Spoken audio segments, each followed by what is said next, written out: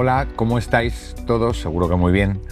Bueno, si no lo sabéis, os voy a contar yo que cada 7 de noviembre se celebra el Día Europeo del Gas Radón. Y dices, ¿el gas radón? ¿Qué es eso del gas radón? Pues el gas radón es un gas radiactivo de origen natural que procede del urano en terrenos sobre todo de piedra y demás, que además puede afectar a nuestros edificios porque se puede filtrar por el aire a nuestros edificios y por lo tanto generar unos problemas. Entonces vamos a hablar de este tema precisamente hoy porque es un tema bastante desconocido, aunque el Código Técnico ya lo incorpora en las últimas revisiones y es obligatorio intervenir en el mismo. Como sabéis, soy David Arias, asesor del Gabinete Técnico del Colegio de Aparejadores y Arquitectos Técnicos. Y yo soy Susana Pérez Castaño, la responsable de la Oficina de Rehabilitación del Colegio Oficial de Aparejadores y Arquitectos Técnicos de Madrid. Y hoy vamos a tratar un tema desconocido totalmente, pero, como ha dicho mi compañero, que implica un peligro y un riesgo para la salud, y es el gas radón, como acaba de adelantar. Vamos a explicar un poquito, teniendo en cuenta pues, lo que dice la página oficial de la Organización Mundial de la Salud, y leo textualmente lo que nos dicen allí. Dice que el radón es un gas radiactivo que se produce por la desintegración radiactiva natural del uranio presente en suelos y rocas. Es incoloro, inodoro e insípido y puede emanar fácilmente del suelo y pasar al aire, donde se desintegra y emite otras partículas radiactivas. Al respirar aire contaminado por radón, se inhalan esas partículas que se depositan en las células que recubren las vías respiratorias y donde pueden dañar al ADN y provocar cáncer de pulmón. Por lo tanto, como veis, no es un tema que podamos pasar por alto. A mí me ha dado pánico todo lo que has dicho. O sea, a mí me has dicho esto y digo, yo no, Sara, cuando vaya a casa, no sé si respirar o estar en casa con la mascarilla puesta, porque claro, es un tema importante. No es cuestión de crear tampoco una alarma social. Pero claro, el radón es un gas que al aire libre, yo soy un poco profano de todo esto, tenemos aquí al experto, pero bueno, corrígeme si no, el radón es un gas al aire libre que si está al aire libre, pues se diluye y no pasa nada. Pero si está en sitios en los que queda confinado, no hay ventilación y demás, pasa a las piezas habitables y lo que tú decías, pues lo acabamos respirando y tal, pues sí que puede producir pues todas estas lesiones o más incluso. Precisamente por eso el Código Técnico establece en determinadas zonas donde la presencia de radón es mayor, pues unas intervenciones dentro de mi edificio que está en contacto de ese suelo que genera radón, para evitar esa concentración del gas, que se pueda ventilar. Con lo cual, como yo no sé mucho más de esto, te iba a decir. A ver, como yo me estoy ya lanzando yo, vamos a hablar, es verdad, me estoy enrollando. Estoy de enrollarme, ¿verdad? Sí, total. Aunque no sepa. Bueno, entonces, nosotros lo que vamos a plantear es qué podemos hacer como técnicos, como ciudadanos, para que este gas radón no sea tan maligno como estamos planteando aquí.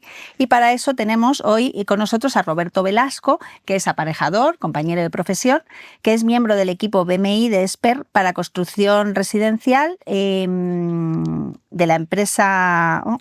ahí se me ha ido. BMI. De BMI, perdona. BMI. Perdona. Parecía IBM, pero no. BMI. No. Así que, bienvenido, Muy Roberto. bien. Oye, buenos días, Susana, buenos días, David. Encantado de estar aquí con vosotros y que podamos debatir, aprender todos un poco sobre el gas radón. Vamos, a nosotros nos vas a dar... Si nos vas a venir, fenomenal. Seguro que entre todos nos vamos... Yo eso espero. Yo quiero que a lo mejor empecemos con un mensaje algo... positivo. ¿Cómo? Porque lo que llevamos diciendo aquí es todo que, vamos, los oyentes deben estar muertos de miedo. Entonces, ¿es relativamente fácil detectar y controlar la presencia de radón en nuestros edificios? A ver, bueno, es cierto todo lo que nos ha contado Susana del tema del radón, entonces que es una cosa que no nos tiene que preocupar, pero sí es cierto que nos tiene que ocupar. Es una cosa que tenemos que controlar, tenemos varios sistemas, varias formas de detectarlo en nuestras viviendas, entonces es un problema que existe, pero que es fácil de atajar, fácil de detectar, ¿vale? Hay ensayos de laboratorios que nos van a ayudar a decir las concentraciones que tenemos de radón y luego nosotros como fabricantes pues tenemos sistemas para protegernos sobre este gas, ¿vale? En nuestras viviendas, porque realmente el gas donde es más peligroso es en espacios cerrados, poco ventilados. Una vez el gas está en el aire libre, se diluye y no es tan dañino.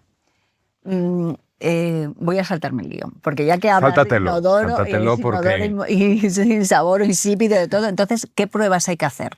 Bueno, para eso hay unos laboratorios de control que lo que hacen es ir a las viviendas, hacen sus pruebas, sus ensayos y nos arrojan unos datos. Entonces, en función de los datos que nos dan de la concentración de radón que tenemos en nuestras viviendas, pues tenemos que tomar unas medidas u otras, ¿vale? Una pregunta. Esa medida del radón, entiendo que el radón, si viene de una roca o del terreno, me imagino que las tomaréis en, no sé, los sótanos, garajes, partes interiores, o ¿dónde tomáis esas mediciones? Vale, a ver, nosotros, por ejemplo, como fabricantes, lo que hacemos es fabricar sistemas de protección contra el radón. Nosotros no hacemos esos ensayos los hacen los otros laboratorios. Sí es cierto que las zonas más expuestas a este radón son las zonas que están más cerca del terreno, porque el radón al final nos va a emanar del terreno. Entonces, todo lo que son viviendas unifamiliares, sótanos, todas las partes de la edificación que tenemos más cerca del radón son las más expuestas. Entonces, son las que en donde primero tenemos que proteger para evitar que a través de ellas cuele eso a la pieza habitable. Y la normativa de aplicación que tenemos, ¿cuáles son los grados en los que se considera que es peligroso tener un grado de radón en nuestras viviendas? Vale, pues a ver, la normativa ahora que nos legisla es el Código Técnico, que en su documento básico, en el HS, en el punto 6, pues ya por lo menos tenemos una ley donde basarnos y nos dice cómo actuar y no actuar, ¿vale? El límite que se han puesto son los 300 becquerios metro cúbico y en función de la zona del municipio donde estemos, pues la han clasificado en zonas de baja exposición, de poco riesgo, zonas 1 y luego zona 2. Entonces, en función de esa zona en la que estemos, pues tenemos que tomar una serie de medidas para protegernos sobre el radón, ¿vale? Ellos clasifican, pues zona 1, pues hay 3 tipos de intervención, que son colocar una barrera de protección contra el radón, una ventilación de una cámara, tener una cámara que se ventile, o una tercera que sería una despresurización. Podemos elegir entre una de esas 3. Y luego los municipios de zona 2, que son los que mayor concentración de radón tienen que combinar. La primera sería obligatoria, una barrera contra el radón, y luego tienen que combinar o hacer una ventilación de una cámara o despresurización del terreno. O sea que hay unos mapas, ¿no? Eso es. De España que te dicen en qué zona estás. Hay un mapa, está en el Código Técnico. Ese mapa lo tenemos y el Consejo Superior, el Consejo de Seguridad Nuclear en Internet nos lo va actualizando, porque al final ellos van haciendo mediciones, en función de las mediciones que van haciendo, pues se va actualizando. Y en esa web cualquier ciudadano, cualquier persona puede consultar y ver a ver dónde estoy. Se recomienda revisarlo, porque muchas veces nos pasa cuando hacemos obras, pues vas a un municipio, oye, la presencia de radón, no, aquí no, porque hemos hecho una obra en el municipio de al lado y ahí no había radón. O sea, que aunque el municipio vecino esté fuera, conviene revisarlo, porque hay veces que el municipio de al lado no tiene y el nuestro sí. O sea, es muy diverso, entonces cualquier ciudadano se puede meter en el... De hecho, es más, ahora que está diciendo esto, hay municipios en la Sierra de Madrid que para las inspecciones técnicas de edificios te piden medición de radón. Sí, digo porque me ha pasado alguna consulta que ha llegado a algún colegiado y nos ha preguntado la medición de radón. ¿Y qué pongo aquí? Si no tenía yo previsto en la IT hacer la medición de radón, y le piden el tema del radón, el medir ese Sí, pues eso al final, metiendo el municipio en estos mapas, te dicen, pues estamos en zona 1 o en zona 2 y ya sabe la intervención. De hecho, una de las cosas que dice la ley es que si vas a hacer una rehabilitación íntegra que pueda afectar en zonas de estas, tienes que actuar y tienes que ponerle una barrera. Otra cosa. Y a lo largo de los años de construcción hemos visto que hay materiales que son nocivos para la salud, pues como es el asbesto o como es el plomo. En este caso, ¿qué materiales habéis visto que son los que más desprenden radón? A ver, ¿O no funciona así? Sí, a ver, puede estar relacionado y o sea, hay estudios que te dicen que puede estar relacionado. Por ejemplo, uno de los componentes del gas radón, el principal es el uranio, pero también, por ejemplo, otro componente es el radio. Entonces, hay materiales de construcción que tengan mayor cantidad de radio y otros que tengan menos. Por ejemplo, el yeso pues es un elemento, uno de los productos que menos radio tiene. Entonces, sí es cierto que yo no sé hasta qué punto luego esto puede ser tan incisivo como al final de decir, pues si yo pongo una barrera, yo trato y corto, pues al final voy a quitarme todo lo demás, porque le estoy atajando el problema, ¿vale? Luego, materiales que sean porosos, pues siempre van a favorecer la entrada del gas radón en la vivienda. Y claro, estamos hablando de gas radón, pero nos imagina un pueblo. Tengo un pozo de agua, que yo bebo ahí agua del pozo, la utilizo. ¿El gas radón puede estar presente en agua o solamente está presente en el aire? Puede estar presente, ¿vale? Sí es cierto que las mayores concentraciones que existen de radón en agua son en los lechos rocosos, que es donde más concentración tenemos. Entonces, en aguas superficiales la cantidad de radón es poca, ¿vale? Muy poca. Entonces, ahora mismo en la actualidad hay sistemas, los comercios que lo podemos encontrar para ponerlo en los mecanismos de casa y que eso nos proteja del agua. Yo tengo el pozo ese con agua y el agua tiene radón y sale por ahí el radón así para arriba. Pregunto, bueno, si sale para arriba sale al aire, con lo cual no sería... Claro, a ver, o sea, sería lo nocivo beber el agua ese... Eso es el problema. O sea, el problema de ese pozo, por ejemplo, es ya no del pozo, sino donde sale el agua, donde sale el radón, si es al aire libre, no hay problema porque al final se disipa. El problema es que ese pozo le tengamos pues en algún forjado sanitario, debajo de algún cavite, alguna losa, y eso sí que luego en esa cámara se nos llene, si no lo tenemos bien ventilado, si no tenemos una barrera, se nos puede introducir a la vivienda. O sea, que el tema radón es un tema geológico. Sí, se podría decir que sí, se podría decir que sí. Y entonces, el de la atmósfera, nosotros respiramos, o sea, ¿hay algún material, algún elemento más ¿cómo se dice? Propague. Venga, propague.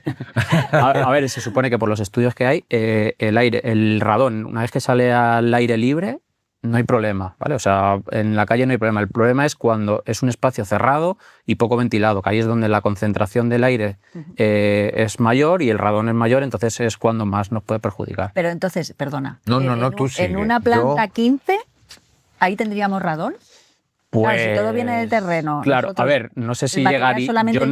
Yo entiendo que no llegaré ahí. En un edificio en el que tenemos una planta -1 y 15 plantas, pues lógicamente la planta -1 es la más expuesta porque es la que está en contacto con el terreno. El problema es cuando tú tienes una edificación en contacto con el terreno. En el momento que las plantas superiores ya no están en contacto con el terreno, pues lógicamente la exposición es menor y prácticamente... Claro, ¿y cómo pasa? El del ático puede estar tranquilo en su terraza, que el radón no le afecta. De la del bajo ya pasa a la baja, de la baja a la primera. Por eso es interesante que cuando tenemos en la planta que tenemos en contacto con el terreno, ahí intervengamos y coloquemos una buena barrera, una buena ventilación para evitar que pase. Barrera y ventilación afuera al aire y entonces de aquello ya eso no es. Eso es. Vale. El parque edificado que tenemos actualmente, ¿tenéis conocimiento de si está especialmente afectado por radón o no? O sea, tenemos un parque edificado muy vulnerable al radón. Hay que intervenir mucho en esto. Esto puede ser lo mismo que lo de la uralita, el plomo, tal. A ver, hemos convivido con ello durante décadas. Sí. Y no pasa nada hasta ahora que sí. Y el radón es el último en llegar aquí a la fiesta de la prohibición. Yo entiendo que al final las edificaciones que tenemos de hace 50, 60 años, al final no es que sean vulnerables o no, sino que no se edificaba pensando en el radón porque se desconocía. Entonces, es cierto que la entrada del radón a los edificios pues, se produce por fisuras, por uniones de lo que eso puede ser las losas, la cimentación, en las soleras con los muros, pasos de instalaciones, algún pozo, alguna arqueta. Entonces, antiguamente, como no se tenía conciencia, pues no se ponía remedio a ello. Entonces, ¿es vulnerable el edificio? Pues seguramente sea vulnerable. Dependerá luego si está en la zona 1, si es en la zona 2, no está fuera de este rango. Entonces, por eso siempre es recomendable cuando se va a hacer una rehabilitación, pues ver en qué zona estamos o no estamos y tenerlo en cuenta.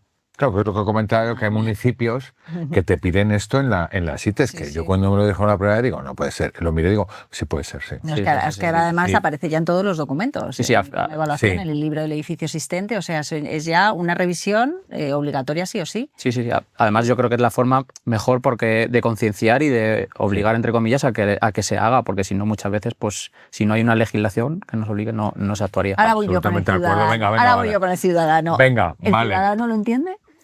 Claro, entiendes que me tienes que de primeras no lo entiende, pero cuando le explicas lo que es, lo que se trata, la intervención, y son intervenciones que tampoco son invasivas, que no son unas grandes intervenciones, pues al final la gente también mira por su salud, que al final es... Pues mira, hablando de las intervenciones, cuéntanos exactamente las intervenciones, esas 3 soluciones que decías, ¿Cómo se hace en el edificio? ¿Cómo afectan al vecino? ¿Cuánto tiempo duran?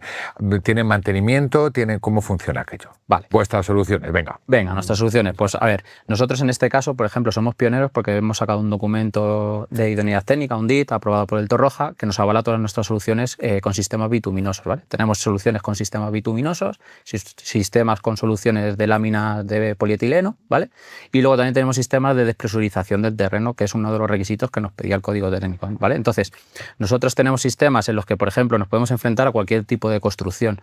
Que tenemos un forjado sanitario, podemos colocar una barrera encima de ese forjado sanitario y entre el forjado y el plastón de lo que sería la vivienda, ¿vale? Rematándolo contra los cerramientos, con todos los pasos de instalaciones, etcétera.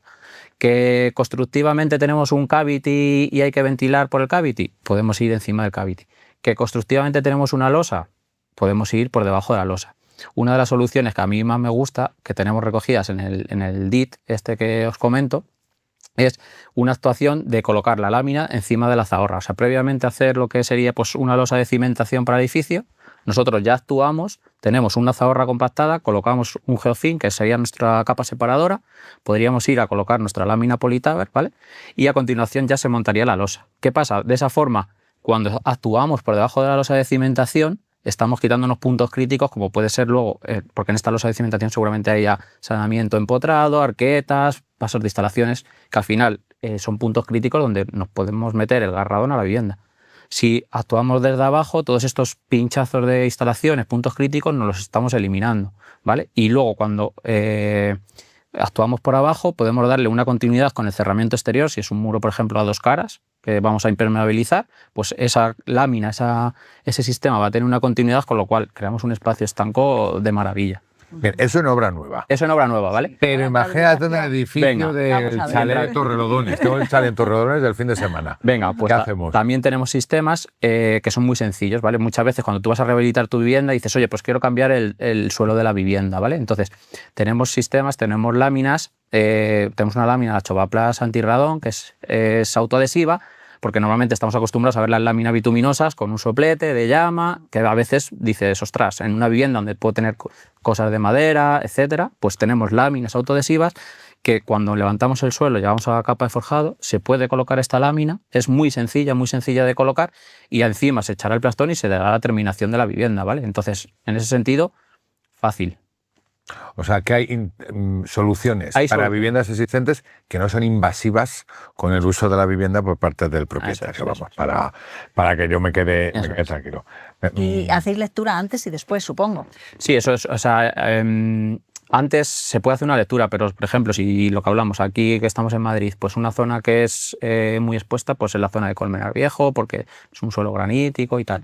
Entonces, sabes que estás en una zona 1, zona 2 y que tienes que actuar. Actúas y cuando tú actúas, un laboratorio puede ir a hacer una medición para comprobar que, oye, que la barrera que han colocado desde BMI funciona y está perfecta, ¿vale? Nosotros lo que hacemos es que todos nuestros sistemas, todos nuestros productos, los ensayamos previamente para que nos digan que, oye, estas láminas son aptas para usarlas como barrera de protección contra el radón, ¿vale? Entonces, una vez que la actuación está hecha, un laboratorio puede ir, medir y certificar, oye, pues tenemos una medición que es apta. Vale, yo creo que los ciudadanos claro, estamos convencidos. Venga, me convence. Y ahora dice el ciudadano, lo siguiente que la duda es, bueno, ¿y cuánto me cuesta la broma esta? O sea, porque esto es una inversión. Es una inversión en salud. Hombre, pero claro, tiene un coste. Esto no es gratis nada. ¿Cuánto cuesta esto? A ver, yo es que soy muy técnico, entonces a mí bueno, pero más tema o menos, económico para que sepa la gente, o sea, ¿es un gasto extra inasumible o es un gasto extra que dices, bueno... En la conservación del edificio, pues si colocas un SATE para mejorarla, es muchísimo más caro que... A eso un poco me refiero. O sea, si los ciudadanos tienen que decir, madre mía, ahora el radón, ahora el radón, o no. A ver, en ese sentido hay que estar tranquilos porque al final es lo que decimos, cuando uno va a reformar la vivienda, el porcentaje que puede requerir esto es mínimo, ¿vale? Y al final, que leche, que estamos hablando de con la salud, entonces, ¿qué es caro, qué es barato, qué es...?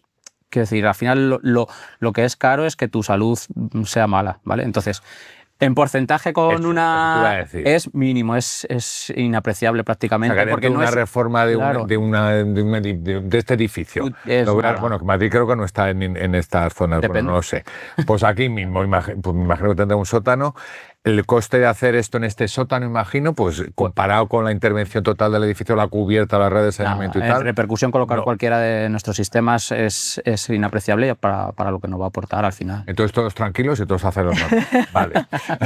¿Cómo va España con el resto de países en cuanto a emisión de radón? Pues a ver, si uno indaga un poco por internet, lee artículos, hay cosas curiosas que dices, por ejemplo, hay una clasificación que por ejemplo, el gas radón te lo asocian mucho a la enfermedad del cáncer de pulmón, ¿no? Es una de las principales causas. Entonces, hay una clasificación que te dice, pues, por 100 habitantes, ¿cuántas personas son achacables que tienen cáncer de pulmón al gas radón? Entonces, Alemania, Francia, Italia, España están muy parecidos, entre un 5 o un 10%, por ejemplo. Pero, por ejemplo, sí que destaca, en ese sentido, Portugal es muy llamativo, que a lo mejor llega hasta el 25% de los casos de cáncer de pulmón pueden provenir del gas radón. Pero es imposible saberlo con certeza. Es imposible, por eso digo, al final son estudios en tal. Entonces, si, por ejemplo, tú miras el mapa de zona 1, zona 2 que estamos hablando del Centro de Seguridad Nuclear, ves que la parte oeste de España o la parte oeste de la península ibérica está como con más presencia de radón que la parte este. Entonces, claro, cuando ves esos datos y ves que Portugal, por ejemplo, pues ese porcentaje es tan alto, pues ¿qué pasa en esta zona, ¿no? Que parece que hay mayor concentración. ¿Vale? Entonces, pues temas como a lo mejor pueden ser también la presión atmosférica, la humedad, todas estas cosas se cree que pueden afectar a ello, porque, por ejemplo, zonas donde tenemos un suelo húmedo, un suelo poroso con una presión atmosférica baja y una temperatura más o menos suave, se supone que eso favorece la exhalación del gas radón. Sin embargo, en zonas donde tenemos un terreno seco, hay una presión atmosférica más alta y la temperatura es mucho más baja, el gas radón exhala menos. ¿Vale? Pues muy interesante Pues todo vamos, esto. Yo me he ya nos quedado. ha quedado claro, a mí me ha convencido. clarísimo. Además, si no cuesta tanto respecto al todo, pues esto hay que hacerlo. Nada. Y además, he dicho una cosa: yo aprovecharía cuando quitas el gas radón para dejar de fumar. Así te evitas los problemas para el cáncer de pulmón. O sea, te quitas el gas radón y te quitas el tabaco, el positivo. Y con lo que te ahorras el tabaco, pagas el radón. Eso es todo ventajas.